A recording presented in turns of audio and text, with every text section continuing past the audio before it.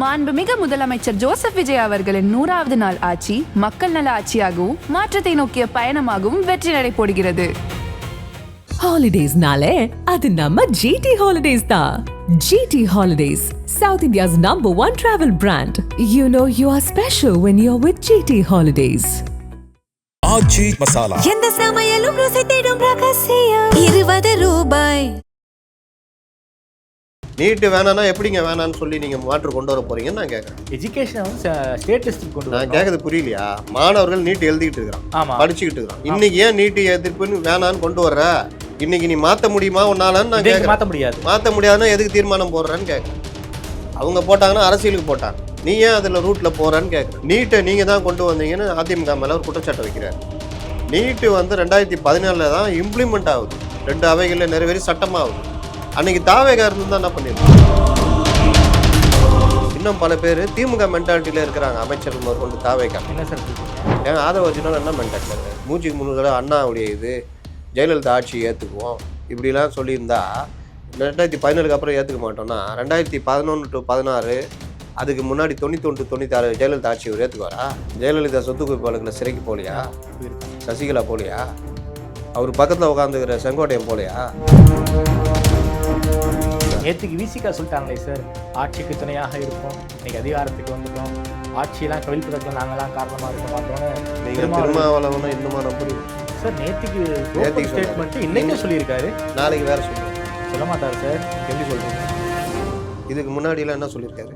மாற்றி பேசியிருக்காரு. அப்புறம் என்ன இல்லை, அந்த பையனை தம்பி போப்பா தம்பி பின்னாடி தான் பேசுறாரு. அவர் அடி கூட பார்த்தீங்கன்னா போலீஸ்காரங்க முதல்ல லைட் ஹேண்டு தான் பண்ணுவாங்க. ஆமாம், பெருசாலாம் இல்லை. அவனை இது பண்ணி அப்போமாவது பயந்து போய் அந்த சூழ்நிலையை மாற்றணும். இல்லாட்டி கட்சிக்காரன் அது வரைக்கும் முண்டிக்கிட்டு இருப்பான் பாருங்க. ஒரு ஆள் ப்ளூ ஷர்ட் போட்டுலாம் அடிக்கிறது முந்திக்கிட்டு இருப்பான். அந்த பையன் வந்து சினிமாவில் அடிக்கிற மாதிரி ஒரு தப்பியே இருக்கிற அளவுக்கு. அதுக்கப்புறம் போலீஸு வேடிக்கை பார்க்காது. இதுக்கு ஏன் இவ்வளோ சண்டை? இன்னைக்கு போயிட்டீங்களா? நீங்கள் எல்லாரும் போயிட்டாங்க, நீங்கள் லாக்கப் போயிட்டு. இதுதான் ஆதனையர்களுக்கு அன்பு வணக்கம். இன்று நம்மோடு மூத்த பத்திரிகையாளர் திருமிகு அப்துல் முத்தலீஃப் அவர்கள் இருந்துள்ளார். வணக்கம் முத்தலீஃப் சார். வணக்கம். தாவேக அரசாங்கம் 100 நாட்களை கடந்துட்டாங்க.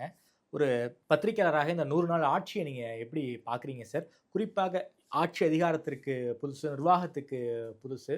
100 நாட்களை வச்சு அவங்க வந்து மதிப்பிடக்கூடாதுங்கிறது தான் என்னுடைய பார்வை. 100 நாளுங்கிறது ஒரு 10 வருஷமாக அது வந்து ஒரு ஃபேன்சியாக மாறிடுச்சு. நாங்கள் அதை பண்ணியிருக்கோம், இதை பண்ணியிருக்கோம்னு பெரிய அளவில் விளம்பரங்கள்லாம் 2 ஆட்சியும் பண்ணியிருக்காங்க. ஸோ அதனால இவங்களும் பண்ணியிருக்காங்க. ஸோ அந்த வகையில் கேட்குறேன், தாவேகாவுடைய 100 நாள் ஆட்சி எப்படி சார் பார்க்குறீங்க உங்களுடைய பார்வை? நான் நேற்று கூட ஒரு இதில் ஒரு உதாரணம் சொன்னேன். ஒரு பையன் படிக்கிறான், கஷ்டப்பட்டு படிக்கிறான். அவங்க சித்தப்பா பெரியப்பாலாம் கடன் வாங்கி அந்த குடும்பம் கொஞ்சம் தள்ளாடிட்டு இருக்குது. அப்பா அம்மா கொண்டு சரியாக இல்லை. அவன் என்ன சொல்கிறான், நான் படித்து நல்ல காசு சம்பளம் வந்தோன்னா உங்கள் எல்லாருக்கும் நான் பண்ணுறேன், நான் உனக்கு நகை வாங்கி தரேம்மா அப்படின்னு அக்காக்கும், உனக்கு நல்ல ட்ரெஸ்ஸு இதெல்லாம் வாங்கி தரேன்னு தங்கச்சிக்கும், உனக்கு சைக்கிளு செல்லு எல்லாம் வாங்கி தரேன்டான். ஒவ்வொருத்தருக்கும் ஒவ்வொரு வாக்குறுதி. அதே மாதிரி நல்லா படித்து நல்ல சம்பளத்தோடு உட்காடுறான். ஒரு 2 லட்ச ரூபா சேல்ரி.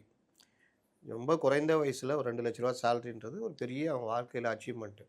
ஆனால் 2 லட்ச ரூபா கொண்டு போய் அம்மாட்ட கொடுத்தா அம்மா சொல்கிறாங்க 2.5 லட்ச ரூபா கடன் இருக்குது. அவன் மாதம் 2.5 லட்ச ரூபா செலவாகுது. 50,000 ரூபா கடனுக்கு எங்கேயாவது தேற்ற முடியுமா பாரு அப்படின்னா அவன் என்ன பண்ண முடியும்?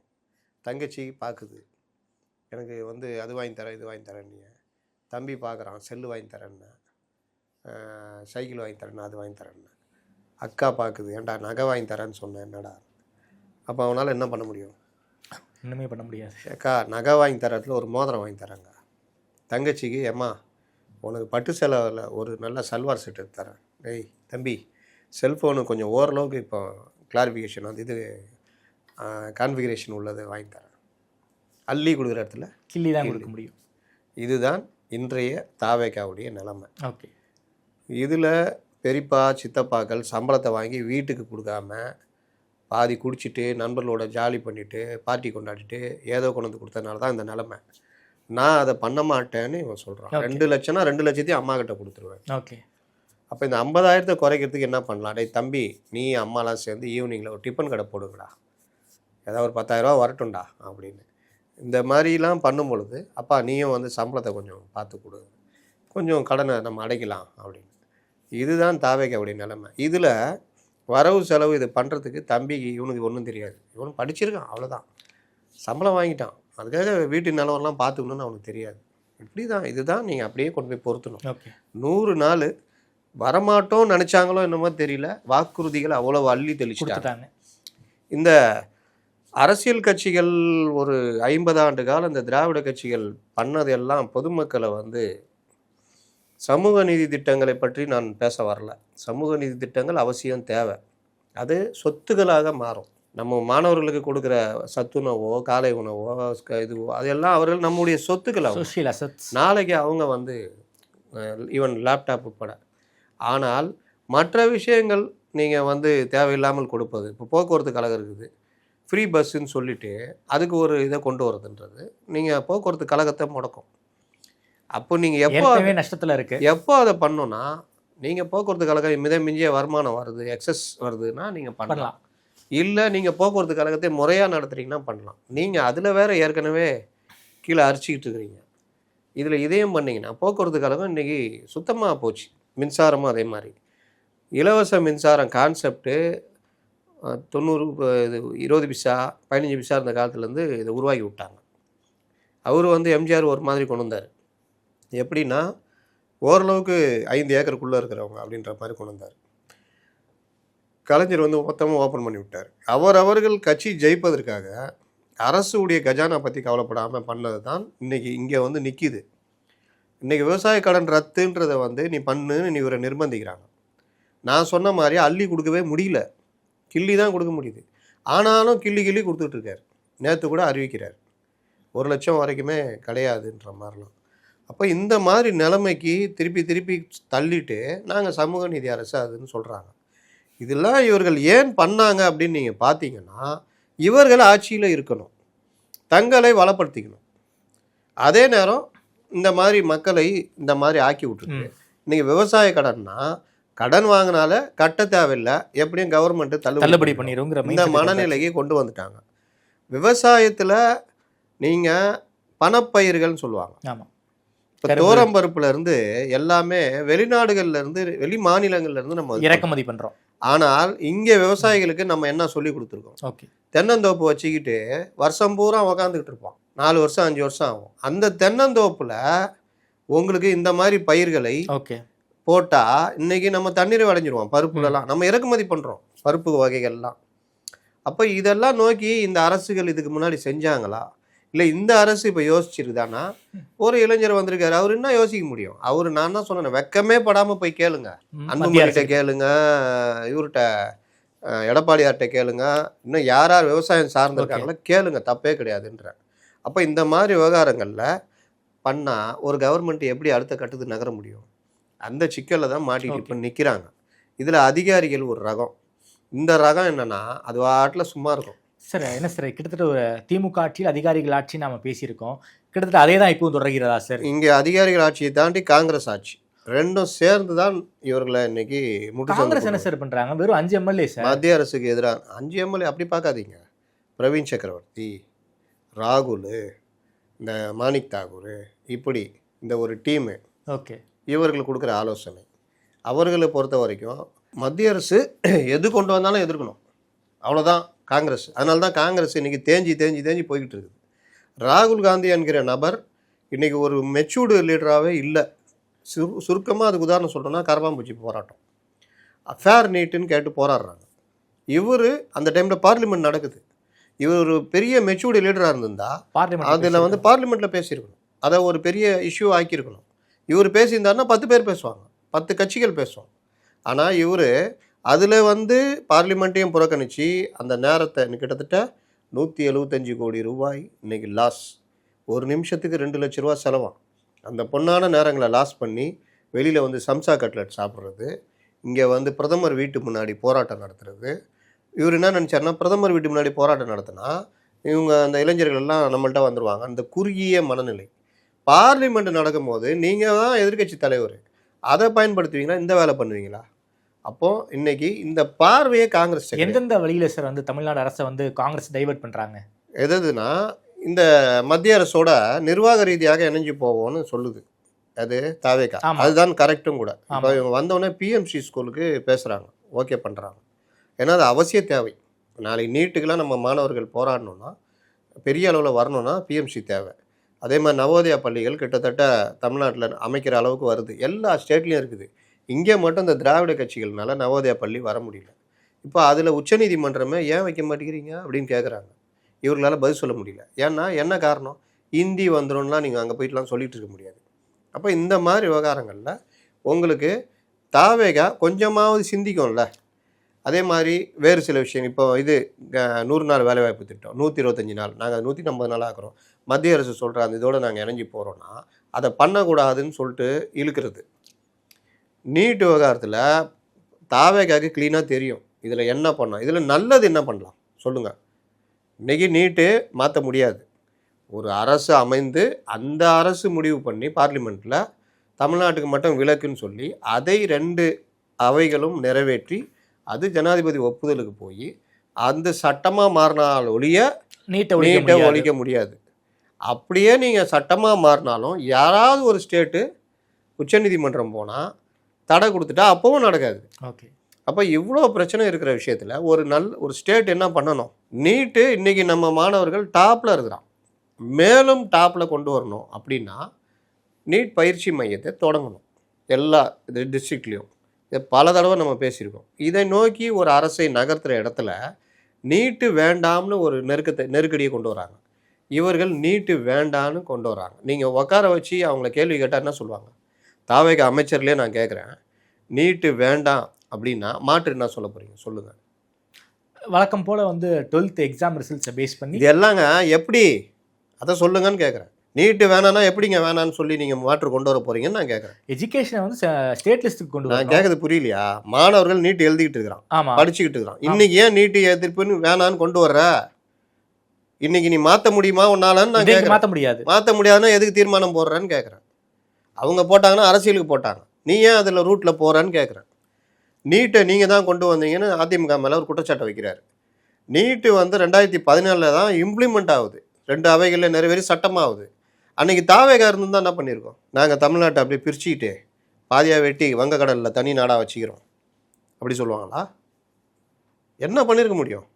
அவங்களும் இதை தானே பண்ணியிருக்க முடியும். இதில் அதிமுக ரொம்ப புத்திசாலித்தனமாக 7.5% கொண்டு வந்தாங்க. அதனால் 600-700 மாணவர்கள் இன்றைக்கி நீட்டில் படித்து போகிறான். நேற்று நான் ஒரு இது பதிவு போட்டிருப்பேன் பாருங்கள். ஒரே ஃபேமிலியில் 3 பேர் எங்கேயாவது சாத்தியமாகுமா? பழைய கல்வி முறையில் நடந்ததில் சாத்தியமாகுமா? ஃபீஸ் ஸ்ட்ரக்சர் தெரியுமா அவருக்கு? நம்ம ஆதவ அர்ஜுனாக்கு பழைய ஃபீஸ் ஸ்ட்ரக்சரு. நீங்கள் அந்த கட் ஆஃபில் போனீங்கன்னா நீங்கள் வரலாம்.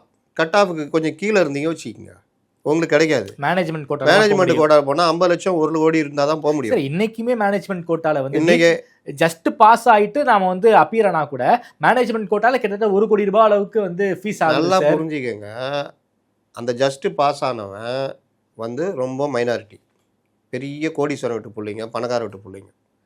அவன் வந்து மெடிக்கல் படிக்கணும்னு இந்த வேலையை பண்ணுறாங்க. இதை எடுத்து வச்சு நீட் எதிர்ப்புன்றீங்களே. நான் கேட்குறேன், நீட்டில் டாப்பு 720க்கு 700 அந்த மாதிரி வர்றவன் கவர்மெண்ட் காலேஜுக்கு போகிறான். செகண்ட் லெவல் ஆள் பிடிஎஸ் இது மருத்துவம் படிக்கிறான் இல்லையா? கவர்மெண்ட்டு அலாட்டடு ப்ரைவேட் காலேஜுக்கு போகிறான். அங்கே எவ்வளோ ஃபீஸு சொல்லுங்கள்? ஒரு 500-600 வாங்கியிருக்கான் வச்சுக்கோங்க, 550 இந்த மாதிரி. அவன் கவர்மெண்ட்டு காலேஜில் போக மீதி அலாட்டட் கொடுக்குறாங்க. எவ்வளோ ஃபீஸ் நினைக்கிறீங்க? எனக்கு பற்றி 5 லட்ச ரூபா. 5 லட்ச ரூபா. அதுக்கப்புறம் இன்னும் கம்மியாக 400 வாங்கியிருக்கிறான். அவனை வந்து கவர்மெண்ட் மேனேஜ்மெண்ட் கோட்டாவில் அனுப்புகிறாங்க. கவர்மெண்ட்டே எந்த காலேஜ் வேணுமோ நீங்கள் எடுத்துக்கங்கன்னு 15 லட்ச ரூபா. அதுக்கு மேலே வேணுன்னா கெஞ்சி கேட்டு தெரியாமல் வாங்கிக்கணும். அந்த ஃபீஸ் ஏதாவது ரிட்டன் ஏதாவது வச்சு வாங்கிக்கணும், இவ்வளோதான். ஆனால் நீட்டுக்கு முன்னாடி நீங்கள் சாதாரணமாக அப்போ இல்லையா? அப்பயும் மேனேஜ்மெண்ட் கோட்டா இருந்துச்சு சார். அப்போ 300 மார்க் வாங்கினவன் மெடிக்கல் படிக்கலையா? படிச்சிருக்கான் சார், அவன் பணக்காரன் தான். இப்போ எப்படி ஜஸ்ட் பாஸ் ஆகி அப்பவும் அது இருந்தது, இப்பவும் இருக்கு. அப்போ ஏன் இதை இப்போ காரணம் வச்சுட்டு நீட்டை எதிர்க்கிறீங்க? இதுதான் கேள்வி. அவங்க என்ன எதிர்க்கிறாங்கன்னா சார், ஒட்டுமொத்த சீட்டுமே வந்து சென்டர் கிட்ட போயிடுச்சு. இல்லை, அதுவும் போய் 85% சீட்டு ஸ்டேட்டு, 15% எந்த ஸ்டேட்லேருந்தும் இதில் போராடலாம். இல்ல ஒட்டுமொத்த அந்த பூலுமே வந்து சென்ட்ரல் கவர்மெண்ட் கைக்கு போயிடுச்சு சார். சரண்டர் பண்ணிடுறோம்ல அவங்க கிட்ட. எதுவுமே சென்ட்ரல் கிடையாது, கவர்மெண்ட் கிட்ட எதுவுமே கொடுத்துறோம்ல. கிடையாது. அது எல்லாமே பொய். 85% நம்முடைய ஸ்டேட் மாணவர்களுக்காக. Okay sir. அதே போல தினத்தந்தியில நேத்திக்கு ஒரு செய்தி ரிப்போர்ட் பண்ணியிருந்தாங்க. அரசு பள்ளியில் படிக்கிற மாணவர்கள் மோஸ்ட்லி 2 வருஷம் நீட்டுக்கு ப்ரிப்பேர் பண்ணிட்டு தான் அவங்க வந்து அவங்க எக்ஸாமே கிராக் பண்ணியிருக்காங்கிற செய்தியை வந்து இருக்கட்டும், தந்தியில வந்து போட்டிருக்காங்க. அது 2 வருஷம் வேஸ்டா போயிடுச்சு. வர்றேன். இதுக்கு முன்னாடி வாழ்க்கையே வேஸ்டா போச்சு. மாநில வழி கல்வியில ஓகே நீங்க ஒரு இது அட்டன் பண்றீங்க வச்சுக்கோங்க. ம் அந்த வருஷம் கட்டாப்புக்கு ஓகே 1200க்கு 1170 கட்டாப் மார்க் அப்படின்னா அப்போ சொல்றேன். அப்போ கட் ஆஃப்ங்கிறது 200 தான் சார். அதாவது டோட்டல் கிடையாது. 3 சப்ஜெக்ட் இது அப்போ பண்ணி அந்த 200க்கு 198 வாங்குறாரு, 197, 196, 170 வாங்குறவரு கவர்மெண்ட்டே அந்த பிரைவேட் காலேஜுக்கு அனுப்பிச்சு விடும். ஆமா அனுப்பிச்சுடுவாங்க. ஆமா அது போக 160 வாங்கினவரு மேனேஜ்மெண்ட் கோட்டால எங்கேயா போய் போவார். வாங்குவார். இது எல்லாம் 1,50,00,000 இப்படி இருந்தது. இங்கே இப்போ 15 லட்சம் இது. அப்போ இந்த விவகாரம் வரும்பொழுது இந்த வருஷம் நான் 160 எடுத்துட்டேன். நெக்ஸ்ட் இயர் இந்த வருஷம் நான் 160 மேனேஜ்மெண்ட் கோட்டாவில் போய் என்ன வாங்கிக்க சொல்கிறீங்க. அங்கே போனால் 1 கோடி ரூபா கேட்குறான். என்னால் முடியல. ஆனால் 100 எடுத்தவன் அவங்க அப்பா பணக்காரன் 1 கோடி ரூபா கொடுத்து போயிட்டான். சார் நான் என்ன பண்ணலான்னா இல்லை நான் கிளியராக முடிச்சிடுறேன். குழம்பிடக்கூடாது, முடிச்சிருங்க. வாசல் குழம்பக்கூடாது. இந்த வருஷம் நான் 160 எடுத்துட்டேன். ஓகே மாற்ற முடியாதுதான், முடியாது. அதே நம்பர் தான். அதுக்கு இன்னொரு ஐடியா நெக்ஸ்ட் இயர் இருங்க. நெக்ஸ்ட் இயர் எப்படி இருங்க. நெக்ஸ்ட் இயரும் அதே நம்பர் தான் சார் இருக்கும். அதே நம்பர் தான். இருங்க. எப்படி போலாங்கிறதையும் நான் சொல்லிடுறேன். ஜிப்மர் இருக்கு, எய்ம்ஸ் இருக்கு, அதே மாதிரி அவங்களும் வந்து எக்ஸாம்ஸ் நடத்துறாங்க. அதை நான் கிராக் பண்ணி எப்படியாவது அங்க போக ட்ரை பண்ணுவேன். அது அது அது அது ஒரு இது என்னன்னா, அது வந்து எப்பவுமே பொது விலக்கு தான் பேசணும், விதி விலக்கு பேசக்கூடாது. ஓகே. ஏன்னா இந்த நீட்ல ஒரு நல்ல சிறப்பு என்னன்னா, இந்த 15% கோட்டான்னு சொன்னான்ல ஆமா பொதுவெளின்னு, ஆமா நீட் எக்ஸாம் எழுதி நீங்க 720க்கு 710 எடுத்துட்டீங்கன்னா கவர்மெண்ட் கோட்டாலே போயிடலாம். நீங்க ஜிப்மருக்கு போலாம். ஜிப்மர் ஆமா தனியா எக்ஸாம் எழுத தேவையில்ல தான். நீங்க எய்ம்ஸ் போலாம். சார் அதுவும் இல்லாம all India medical entrance exam நடத்திக்கிட்டு இருக்காங்க. நீட்டுக்கு முன்னாடி சொல்றேன். அதுல ஸ்டேட் கவர்மெண்ட் ஒரு 10% சீட்டை வந்து சென்ட்ரல் கவர்மெண்ட் கொடுத்துருவாங்க, 15% கொடுத்துருவாங்க. அதுலயும் நாம போய்க்கலாம். ஐயா இப்பவும் அதே 15% வெளி ஸ்டேட்ல நீங்க போலாம். ஆமா. இப்ப நீட்ல நீங்க 700 மார்க் எழுதிட்டீங்க. சார் ரொம்ப டிவியேட் ஆயிட்டு போயிட்டு இருங்க 700 எடுத்துட்டீங்க. ஓகே. நீங்க உத்தரப்பிரதேச சேர்ந்தவர். உத்தரப்பிரதேசல 15% கோட்டா இருக்குல்ல. ஆமா. நீங்க தமிழ்நாட்டுல இருந்து அவங்க ஒரு 15% கொடுப்பாங்க. அதுல போய் நீங்க ஜாயின் பண்ணிக்கலாம் அங்க கவர்மெண்ட் காலேஜ்ல. இல்ல நான் சொல்ல வர்றது ரொம்ப சிம்பிள். இந்த கட்டாப் பழைய கட்டாப் 160 ஆமா அந்த வருஷம் எனக்கு கிடைக்கல, மேனேஜ்மெண்ட் கோட்டால் தான். ஆமா அடுத்த வருஷமும் கிடைக்காது. ஆனா நீட்ல அப்படி இல்ல. இந்த வருஷம் நான் வந்து 400 எடுத்தேன். ஓகே.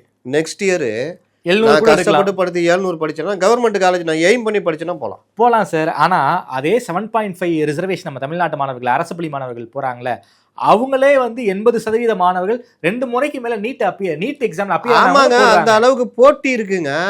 நல்லா புரியுதா இல்லையா? போட்டி அந்த அளவுக்கு இருக்கு. இன்னொன்னு இந்த வாய்ப்பு உங்களுக்கு திரும்ப திரும்ப கிடைக்குதுன்ற. ஓகே சார், அதை ஏன் மறுக்கிறீங்க? சரி சார், நான் ரொம்ப டிவியேட் ஆயிட்டு அப்போ இல்ல நான் சொல்ல வர்றது என்னன்னா, இந்த மாதிரி விஷயங்கள்ல தாவேகாவை தவறான வழிகாட்டி இழுத்துட்டு போறாங்க. Okay okay. இது தாவேகாவுக்கும் தெரியும். இன்னும் பல பேர் திமுக மென்டாலிட்டியில இருக்கிறாங்க. அமைச்சர்கள் முதற்கொண்டு தாவேகால. என்ன சார் சொல்றீங்க? ஏன் ஆதவ அர்ஜுனா என்ன மென்டாலிட்டியில இருக்கிறாரு? 3 தடவை அண்ணாவுடைய இது ஜெயலலிதா ஆட்சி ஏத்துக்குவோம் இப்படிலாம் சொல்லியிருந்தா 2017க்கு அப்புறம் ஏற்றுக்க மாட்டோம்னா 2011 to 16 அதுக்கு முன்னாடி 91 to 96 ஜெயலலிதா ஆட்சி இவர் ஏற்றுக்குவாரா? ஜெயலலிதா சொத்து குவிப்பு வழக்கில் சிறைக்கு போகலையா? போயிருக்காங்க. சசிகலா போகலையா? அவர் பக்கத்தில் உட்காந்துக்கிற செங்கோட்டையன் போகலையா? 5 வருஷம் 4 வருஷம் கிடச்சிது. மறுபடியும் குவாஷ் பண்ணிட்டு அது அடுத்து சீராய்வு போல. ஓகே. அதுக்கப்புறம் 2006 வந்த கவர்மெண்ட்டு அவர் மேலே லேட்டாக போனதுனால தள்ளுபடி. அப்படிதான் அவர் தப்பிச்சார். யார்? செல்வ கணபதி வரிசையா, ராஜகண்ணப்ப எதிரில் உட்காந்து ராஜகண்ணப்ப, KKSR பல பேர் இல்லையா? அதிமுக ஆட்சியில் மாட்டி சுடுகாட்டு ஊழல்னு தண்டிக்கப்படலையா செல்வ கணபதி?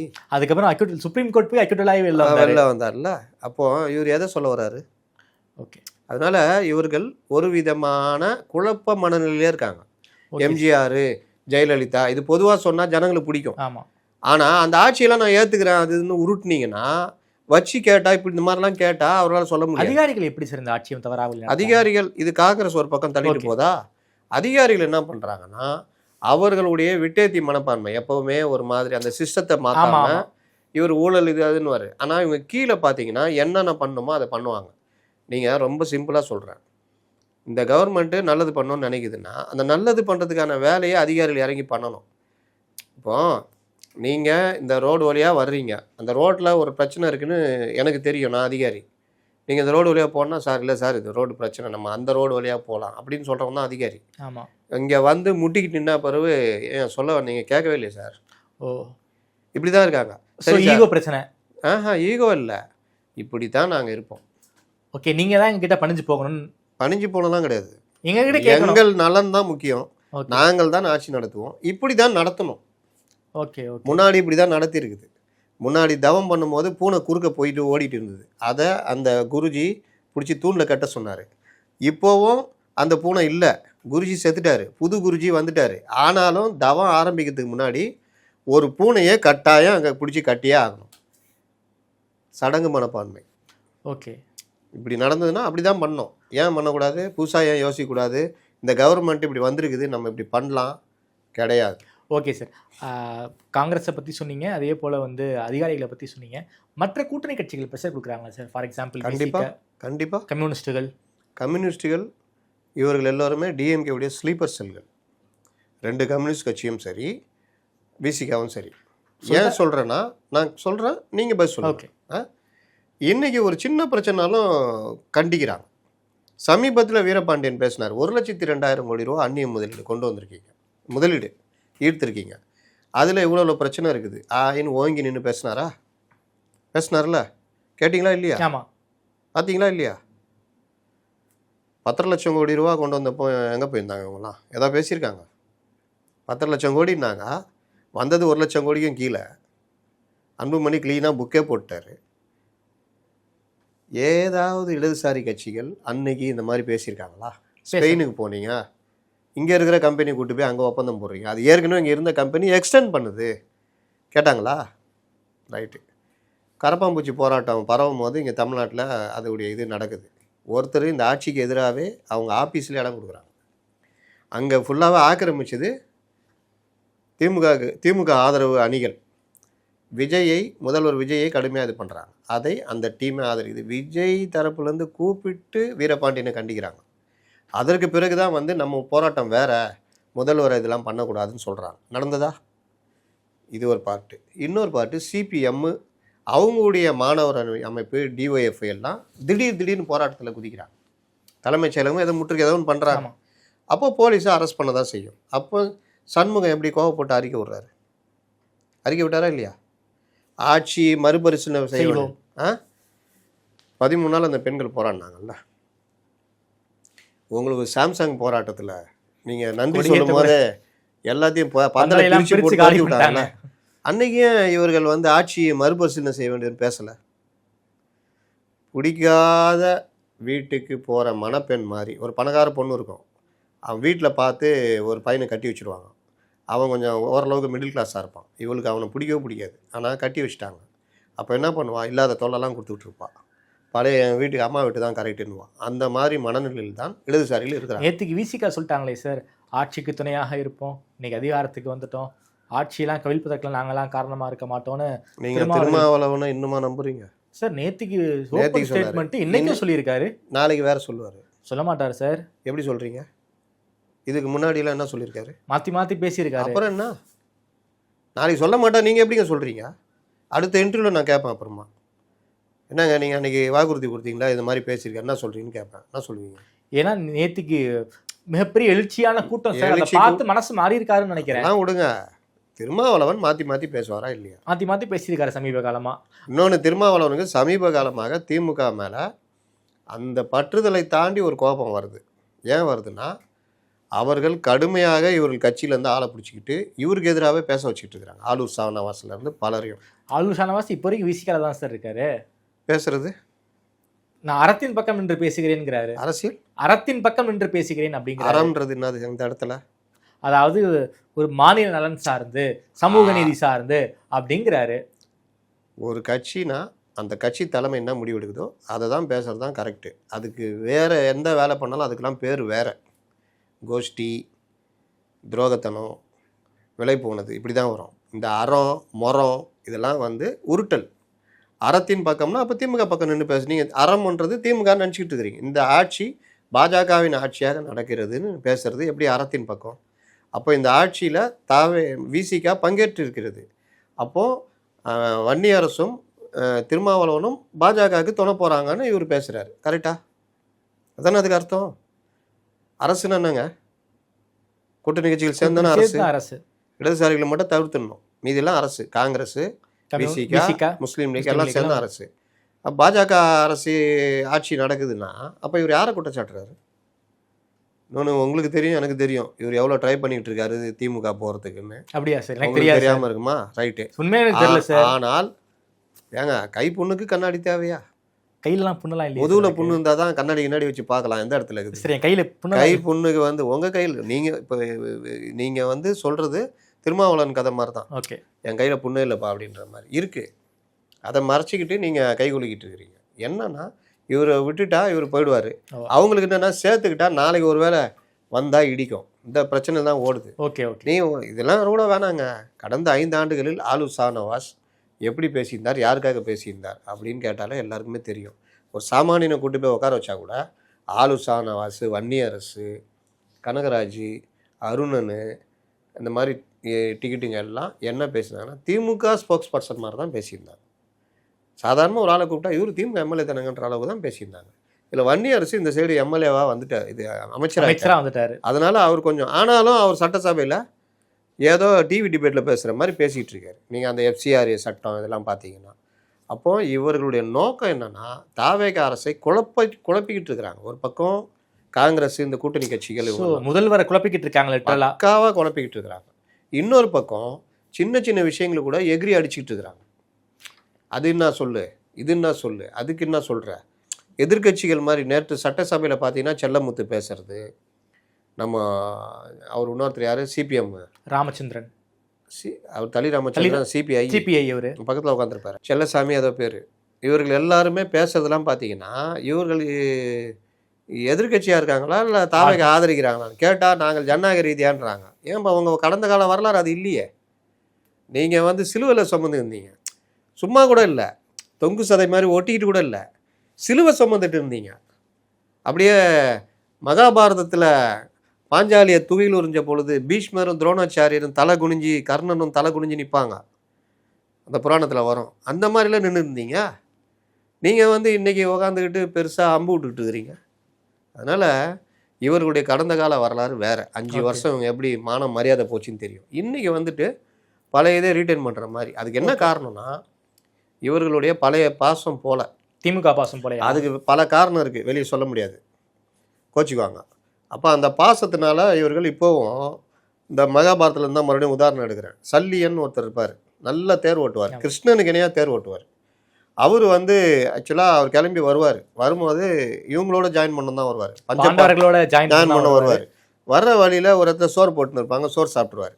நல்லா ஜமா பந்தி போடுவாங்க, நல்லா சாப்பிட்ருவாப்புல. அது கௌரவர்கள் போட்ட சாப்பாடு. ஒப்பிட்டவரை உள்ளளவு நினை. அப்புறம் அங்கே போயிட்டு என்ன சொல்லுவார், இந்த பாரு நான் அவங்க உப்பு சாப்பிட்டேன், அவங்களுக்கு தான் நான் ஒர்க் பண்ணி ஆகணும், இங்கே வந்தால் அது பண்ணக்கூடாது, தர்மம் இல்லை. ஆனால் நான் ஒன்று பண்ணுறேன், மனோ ரீதியாக கர்ணனுக்கு தான் நான் தேர்வு ஓட்ட அனுப்புவாங்க. கர்ணனை எந்த அளவுக்கு டார்ச்சர் பண்ணுவோம் நான் பண்ணுறேன், உளவியல் ரீதியாக நான் பண்ணுறேன் அப்படின்னு. இந்த வடிவேல் ஒரு 10 ஐயோ டே இன்னொன்று அந்த மாதிரி கர்ணனை போட்டு டார்ச்சர் பண்ணி தேரை விட்டு ஓடிடுவார். அது கடைசியில் அம்பு அடிக்கிறத வந்து இங்கே அடித்தா அர்ஜுனன் காலி. ஆமாம், இது மகாபாரதம் பார்த்தீங்கனாலே ஒன்னோட ஒன்று செட்டப்பில் தான் அர்ஜுனன் காப்பாற்றப்படுவார், கர்ணன் வீழ்த்தப்படுவார். அதில் இந்த மாதிரி ஒரு டார்ச்சர் பண்ணி அம்பு குறி வைக்கும்போது நாகாஸ்திரம் ஒரு தடவை தான் அடிக்கணும்னு அவங்க அம்மா வேற வாங்கியிருப்பாங்க. அதனால இவர் வச்சார்னா குறி மேலே சுற்றுற மீனை தண்ணியில் பார்த்து அம்படிக்கிற ஆள் அர்ஜுனன். கர்ணன் ஓகே, அர்ஜுனனும் அடிப்பார், கர்ணன் அதோட ஒரு படி மேலே. அப்போது இவன் பண்ண டார்ச்சரில் இவர் நெஞ்சுக்கு தான் குறி வைப்பார், நெஞ்சு குறி வைக்கணும். அப்போ இவருக்கு என்னன்னா, நீ யாரா சொல்கிறது, தேர் ஓட்டுறவன், அவன் வேலையை பாரு.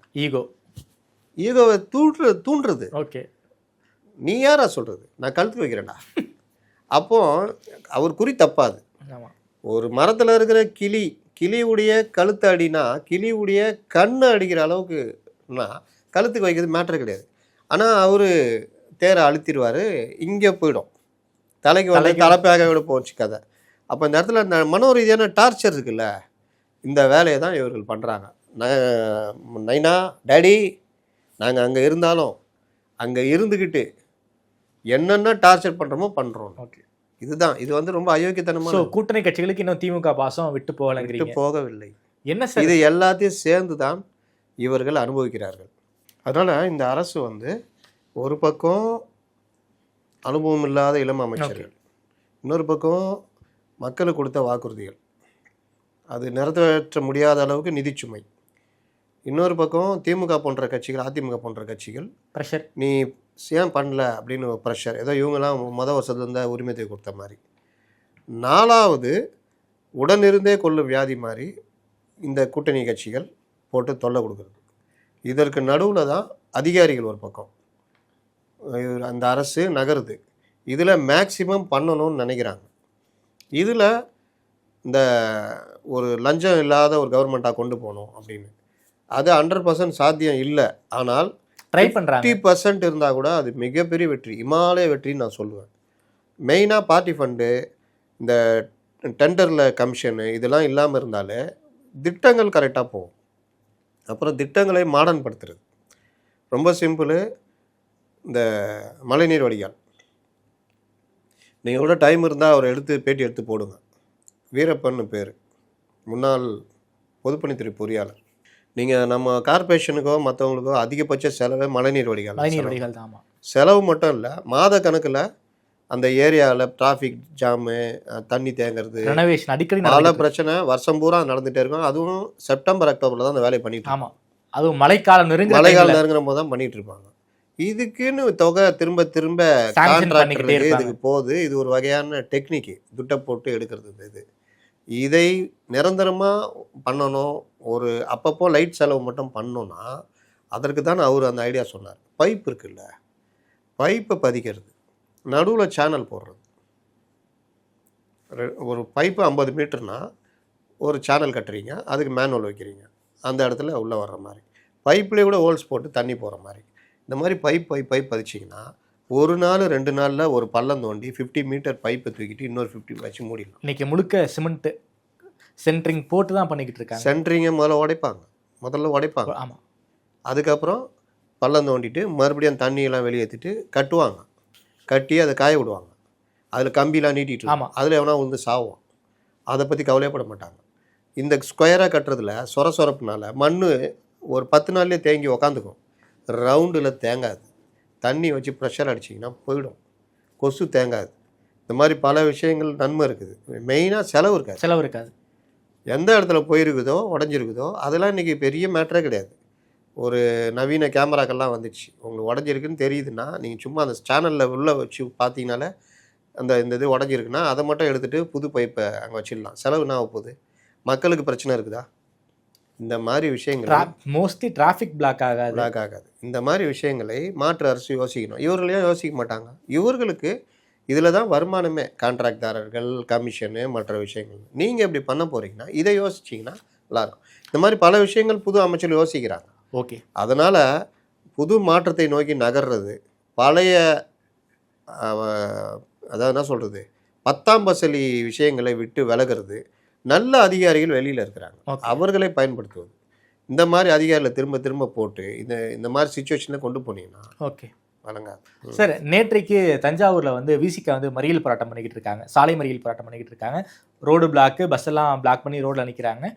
2 வீலரில் வரவர் அதை அந்த பிளாக்கை தாண்டி போகணும்னு நினைக்கிறாரு. மறியெல்லாம் பண்ணிக்கிட்டு இருக்காங்க, போகணும்னு நினைக்கிறாரு. அந்த இடத்துல காவல்துறை நிற்கிறாங்க. ஒரு சின்ன வாக்குவாதம் ஆகுது. காவல்துறை தன்னுடைய அதிகாரத்தை பயன்படுத்துகிறாங்க. அந்த வாகன ஓட்டி அடிக்கிறாங்க. கடுப்பான அந்த வாகன ஓட்டி போலீஸை அடிக்கிறாரு. அவர் மீது ஏற்கனவே வழக்கெல்லாம் இருக்குது. மறுபடியும் அவர் மீது வழக்கெல்லாம் போட்டிருக்காங்க. இது என்ன சார்? இது நாம் என்ன நடந்திருக்கு அந்த இஷ்யூவை பொறுத்த வரைக்கும்? இன்றைய இளைஞர்கள் இந்த ஹேங்கர் மேனேஜ்மெண்ட்டுன்னு சொல்லுவாங்க. கோபத்தை எப்படி கட்டுப்படுத்துறதுன்னு. நீங்கள் சினிமாவில் பார்க்குற மாதிரி ரியல் லைஃப்பில் பண்ண முடியாது. நாம் எல்லோருமே கோபப்படக்கூடியவர்கள் தான். ஆமாம். ஆனால் விஜய் சேதுபதி ஒரு படத்தில் சொல்லுவார், நீ வந்து கண்டபடி அடிக்கிறதுக்கு வெட்டுறதுக்கு நீ ஒன்றும் வீரனும் கிடையாது, அதை பார்த்து ஒதுங்கி போகிறாங்க பொதுமக்கள்னால் அவங்க பயந்து போல. பொறுப்பு இருக்குது, எங்களுக்கு வாழ்க்கை பொறுப்பு இருக்குதுன்னு. இப்போ நீங்கள் உங்கள் நிறுவனத்திலே உங்கள் ஹெட்டு கூப்பிட்டு கண்டபடி 4 பேர் முன்னாடி திட்டுறாருன்னா பட்டுன்னு அவரை கையை நீட்டுறதோ இல்லை நீங்களும் கண்டபடி திட்டினா என்ன ஆகும்? திட்ட முடியாது. திட்ட முடியாதுன்றது உங்கள் பாதுகாப்பு உணர்வு. ஆமாம். திட்டினீங்கன்னா வேலையை விட்டு நீங்கள் ஒரு சினிமா ஹீரோ மாதிரி யாரையா சொல்கிற அந்த சந்தானம் ஒரு படத்தில் போடா அப்படி இப்படின்னு திட்டிருப்பா, அந்த மாதிரிலாம் பண்ண முடியுமா? வேலையை விட்டு தூக்கிடுவாங்க. வேலையை விட்டு தூக்கிடுவாங்க. அடுத்து வேலை தேட முடியுமா? கஷ்டம். ஏன் அங்கே வேலை விட்டு வந்தார் 4 பேர்கிட்ட பரவும். இவன் குணமே இப்படி தாங்க, மறைப்பான், யார் பேச்சும் கேட்பான். அப்போ நம்ம ஒரு பேலன்ஸ் மைண்ட் இருக்குது, ஆங்கர் மேனேஜ்மெண்ட். அதுக்கு பேர் தான் ஆங்கர் மேனேஜ்மெண்ட். அதுக்காக முதுகெலும்பை வளைஞ்சிட்டு போகணும்னு சொல்ல வரல. ஆனால் எங்கே கோபத்தை காட்டணும், எங்கே கோபத்தை காட்டக்கூடாதுன்னு ஒன்று. ரோட்டில் இப்போ பைக்கில் போகிறீங்க, ஏறி வருவாங்க, எல்லாரையும் நிறுத்தி டேய் அப்படி இப்படி எல்லாத்தையும் முறைச்சிட்டு இருப்பீங்களா? நிச்சயம் முடியாது. எவனா ஒரு கஞ்சா குறுக்கி கத்தி வச்சுருப்பான், எடுத்து குத்திட்டு போயிட்டே இருப்போம். அப்போ நீங்கள் இன்றைக்கி வெளியில் வரும்போது நம்ம என்ன பண்ணோம், காலைல எந்திக்கிறோம், இந்த செல்லை பார்த்துக்கிட்டே இருக்கிறோம். வீட்டில் சொல்லுவாங்க வேலை ரெடி ஆகணும்னு. ஆனால் நம்ம எல்லாத்தையும் பார்த்துட்டு பார்த்தா காலை அவர் தான் இருக்கும் கிளம்புறதுக்கு. ஆமாம். அடித்து புரண்டு ரெடி ஆகி டிஃபன் வாங்க, அவங்க கஷ்டப்பட்டு செஞ்சுருப்பாங்க, அதெல்லாம் வேணாம், அங்கே கோவத்தை காமிப்போம். நம்ம தான் தப்பு பண்ணியிருப்போம். அப்புறம் கிளம்பி போவோம். பைக்கில் போகிறதுக்கு ஆஃபீஸ் போகிற டைமை ஸ்பீடப் பண்ணுவோம். அப்போ எதிரில் வரவங்கெல்லாம் கோவம் வரும், இதெல்லாம் வரும். கரெக்டாக இதை முறையாக நீங்கள் பண்ணிங்கன்னா தப்பு எங்கே இருக்குதுன்னு பார்த்தீங்கன்னா எல்லா ஸ்ட்ரெஸ்ஸையும் ஏற்றிக்கிட்டு ரோட்டில் வந்து அதை நம்ம காமிக்கிறோம். இது ஒன்று. ரெண்டாவது, ஒரு போராட்டம் நடக்குது, அது ஒரு மாப் மென்டாலிட்டி. அவன் வந்து கை நீட்ட கூட தயங்க மாட்டான். ஏன்னா போராட்டத்தில் இருக்கிறவன் ஒரு கொதிப்பான மனநிலை இருப்பான். அப்போ பேருந்துலேருந்து எல்லா கார்லாம் நிற்கும் பொழுது இவர் இளைஞர் வர்றாருன்னா இவருக்கு சினிமா கிடையாது, அவங்கள போய் முறைச்சா பயந்து ஓடுறதுக்கு. ஒன்று தன்மையாக கேட்டுக்கிட்டு போகலாம், அதுக்கு வாய்ப்பு ரொம்ப கம்மி. இல்லைன்னா வந்த வழியை திரும்பி வேறு ரூட் எடுத்து போகலாம். இல்லைன்னா எங்கிற போலீஸ் ஏண்டா ஐயா கொஞ்சம் அப்படின்னா, ஏன்பா பார்க்குறல்ல அப்புறம் எப்படி என்ன பண்ண முடியுமா அப்படின்னா, ஐயா கொஞ்சம் பைக் மட்டும் வழி விட்டிங்கன்னா கொஞ்சம் நாங்கள் போய்விடுவோம்ப்பா. அவங்க எதாவது பேசி வழி விட்டாங்க, பைக் மட்டும் போக விடுங்கப்பா. இல்லை ஐயா அவசரம், இது ஏதோ ஒன்று, எதுவுமே இல்லை. இவர் அவங்கள்ட்ட போய் முறைக்கிறார். முறைக்கும் பொழுது காவல்துறைக்கு இயற்கையாக என்ன பிரச்சனை வரும்னா, சட்டம் ஒழுங்கு பிரச்சனையை இது பண்ணி அவங்கள கிளியர் பண்ணி ஓரம் தள்ளிட்டு டிராஃபிக்கை அனுப்புகிற வேலை தான் காவல்துறை பண்ணும். அவங்களுக்கு அதுக்கு மேலே டென்ஷன் இருக்கும். இந்த இடத்துல இருக்கிற டென்ஷனில் இன்னொரு டென்ஷனை ஒருத்தர் உருவாக்குறாருன்னா அந்த கும்பலை அவர் அடிக்க போகும். அப்போ அந்த கும்பலை அடிக்க போய் அவர் உயிருக்கு எதாவது ஆபத்தானா அதை தடுக்கிற பொறுப்பும் இவங்க மேலே விழுந்துடும். அப்போது மறியலுக்கு பேச்சுவார்த்தை நடத்திட்டு இருக்கும்போது இது புது பிரச்சனையாக மாறி அது போயிடும். இந்த சண்டை போயிருந்தா மறியல் தொடரும். அப்போ அந்த இடத்துல எல்லாருமே மனிதர்கள். காவல்துறை இந்த மாதிரி இடங்களில் கொஞ்சம் அப்பராண்டு எடுப்பாங்க. நீங்கள் மறியல் அரெஸ்ட் பண்ணும்போது பாருங்கள், வந்தீங்கன்னா கம்முன்னு கூட்டு போய் ஏற்றிடுவாங்க. துள்ளிங்கன்னா அவங்க சட்டைக்கிட்டே பிடிச்சி கையை காலை தூக்கிட்டு போய் தான் போடுவாங்க. 2 பேர் தூக்குவாங்க. அப்போ இந்த மாதிரி இடத்துல அந்த பையனை தம்பி போப்பா தம்பி பின்னாடின்னு தான் பேசுகிறாரு. அவர் தம்பி கோவமாக பேசுது. அப்புறம் அவர் ஏய் போடான்றல அப்படி இப்படின்றாரு. என்ன மரியாதை குறைவாக பேசுகிற, போகல நான் அடிச்சிருவேன்றார். அது வரைக்கும் இந்த மாதிரி தான் போகுது. அடிப்பியா அப்படின்னு ப்ரொவோக் பண்ணோன்னா அவர் அடிச்சிடுறாரு. அடி கூட பார்த்தீங்கன்னா போலீஸ்காரங்க முதல்ல லைட் ஹேண்டு தான் பண்ணுவாங்க. ஆமாம், பெருசாலாம் இல்லை. அவனை இது பண்ணி அப்போமாவது பயந்து போய் அந்த சூழ்நிலையை மாற்றணும். இல்லாட்டி கட்சிக்காரன் அது வரைக்கும் முண்டிக்கிட்டு இருப்பான் பாருங்க. ஒரு ஆள் ப்ளூ ஷர்ட் போட்டுலாம் அடிக்கிறது முந்திக்கிட்டு இருப்பாப்புல. இவர் பண்ண உடனே அந்த பையன் வந்து சினிமாவில் அடிக்கிற மாதிரி ஒரு தப்பியே இருக்கிற அளவுக்கு அடிக்கிறான். அதுக்கப்புறம் போலீஸு வேடிக்கை பார்க்காது. ஏன்னா போலீஸுனா நீங்கள் 1000 பேர் இருக்கிற இடத்துல 10 போலீஸ் இருந்தால் அந்த 10 பேருக்கு ஏன் பயப்படுறாங்கன்னா அந்த யூனிஃபார்ம் மரியாதை தான். நீங்கள் அதுவும் பொது வெளியில் பணி செய்ய விடாமல் தடுத்தாலே குற்றம். ஒரு வக்கீல் அம்மா துணை ஜனாதிபதி போகும்போது என் காரை தடுத்தீங்கன்னு சண்டை போட்டுக்கிட்டு இருப்பாங்க பார்த்தீங்களா. கடைசியில் எல்லா காரும் போய்கிட்டு இருக்கும். அப்புறம் துணை ஜனாதிபதி போகணும் ஒருத்தர் சொல்லுவார் அந்த வீடியோலையே, ஏங்க கம்முன்னு இது பண்ணால் கம்முன்னு போய்கிட்டு இருக்கலாம், பாருங்கள் தகராறு வலிச்சு நின்றுக்கிட்டு இருக்கிறீங்க அப்படின்னு. அதுக்கப்புறம் அந்த இன்ஸ்பெக்டர் சொல்லுவார், நீங்கள் ஜனாதிபதி போகிற கான்வாயே கேள்வி கேட்டு இவ்வளோ பண்ணுறீங்கன்னா உங்கள் காரை நான் செக் பண்ணேன், ஏதாவது பிரச்சனை இருக்குன்னு. காரை சீஸ் பண்ணுறதுக்கு அவங்களுக்கு உரிமை உண்டு. ஏன்னா அவங்களுக்கு தேவை துணை ஜனாதிபதியுடைய பாதுகாப்பு தான். அதுக்கு சட்டம் அவங்களுக்கு இது முழு பவராக கொடுத்துருக்கு. சேம் போலீஸ் இங்கேயும் அதே தான். உங்களுக்கு பிரச்சனை ஏற்படாமல் தடுக்கிறதுக்கான முழு பவரும் கொடுத்துருக்கு. அது மேன் ஹேண்டல் உட்பட. நீ அடிக்கக்கூடாதுன்னா சொல்ல முடியாது. ஏன் அப்போ தடியடி நடத்துகிறாங்க, ஏன் கண்ணீர் பாவு கொண்டு வீசுகிறாங்க? அப்போது சட்டம் சில விஷயங்களை அந்த இடத்துல 10 பேர் சாவுற இடத்துல 2 பேர் தடியடியில் காயப்பட்டாலும் பரவாயில்லன்னு கூட்டத்தை கலைக்க தான் பார்ப்பாங்க. அப்போ இந்த பையனுக்கும் பாதுகாப்பு கொடுத்தா ஆகணும். அவங்க அந்த கும்பலை வந்து இவனை அடித்து கையை காலை உடச்சிச்சுன்னா அதுக்கும் போலீஸ் தான் பொறுப்பாகும். அப்போ அது பண்ணுற அப்பா வயசுல ஒருத்தர் அவரை போட்டு இந்த பையன் என்ன இதெல்லாம் சினிமாவில் பார்க்குற அந்த ஒரு இது இன்னொன்று ஆங்கர் மேனேஜ்மெண்ட்டுனால அந்த கோபத்தை அடக்குவது. ஏன் கொஞ்ச நேரம் இருந்துட்டோன்னா போகிறீங்க, இதுக்கு ஏன் இவ்வளோ சண்டை? இன்றைக்கி போயிட்டீங்களா? நீங்கள் எல்லாரும் போயிட்டாங்க, நீங்கள் லாக்கப் போயிட்டீங்க. லாக்கப்ல இருக்காரு. இதுதான் இந்த மனநிலை தான் இன்றைய இளைஞர்களுக்கு சிக்கல். ஓகே, போலீஸ் எப்படி அடிக்கலான்னு கொண்டு போகிறாங்க. போலீஸ் எப்படி அடிக்கலான்னா நான் அதுக்கு சொன்ன காரணம் தான். போலீஸை அந்த சூழ்நிலையை தவிர்க்கிறதுக்கு எவ்வளோ போராடுவாங்க, மிரட்டுவாங்க, இது பண்ணுவாங்க, சட்டையை பிடிச்சி இழுப்பாங்க, ஏதாவது பண்ணுவாங்க. ஏன்னா அந்த கும்பலை அந்த பையனை அடிச்சிடக்கூடாதுன்றதெல்லாம் அவங்க இது பண்ணுவாங்க. இந்த அந்த ஒரு பையனுக்கே ஆங்கர் மூமெண்ட் இவ்வளோ இருக்குன்னா போலீஸ்க்கு காலையிலேருந்து பாதுகாப்பில் இருந்துட்டு மறியல் பண்ணுறான், பல பிரச்சனையில் இருக்கிறவங்களுக்கு எவ்வளோ இருக்கும். இதெல்லாம் பொதுமக்களும் கொஞ்சம் உணரணும். நீங்கள் ஒரு இடத்துல மறியல் நடக்குதுன்னா அந்த இடத்துல போலீஸும் தான் அந்த மறியலை கிளியர் பண்ண பார்க்குது. உங்களுக்கு மட்டும் இல்லை, அவங்களுக்கும் தான் அந்த பொறுப்பு இருக்குது. அங்கே போய் போலீஸ் கூட நீங்கள் சண்டை போட்டிங்கன்னா மறியல் கிளியர் பண்ணுறது லேட் ஆகும், உங்களுக்கும் பாதுகாப்பு கொடுக்க வேண்டிய நிலைமை வந்துடும். ரொம்ப நன்றி சார். குறிப்பாக தமிழ்நாடு அரசியல் தொடங்கி பல்வேறு கேள்வி இருக்கிற பதிவாக சொல்லியிருக்கீங்க. நேரம் கொடுத்து பேசி நன்றி.